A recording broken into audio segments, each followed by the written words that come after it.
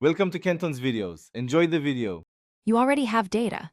Start by selecting the chart and opening the chart editor now. First, pick Setup to confirm chart type and data range so labels map correctly. Once done, switch to Customize and expand horizontal axis or vertical axis. This is where you change scale, min/max, and tick settings. Make sure to check which axis is primary versus secondary if you have multiple series. You'll do the precise edits in the next phase, so keep the editor open. Now change the how and why of your axes. Set min and max to define the visible range and adjust step size to control tick intervals.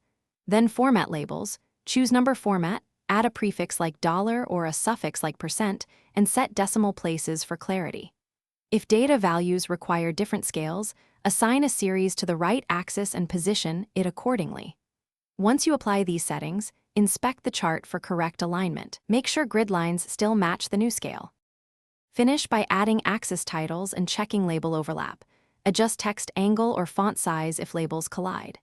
If the chart looks wrong, use Reset or make a duplicate chart to test alternative scales without losing work.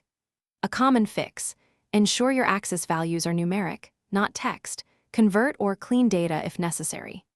Also, unhide any hidden rows that might skew ranges, and confirm series is set to the intended primary or secondary axis. If problems persist, revert and tweak one setting at a time.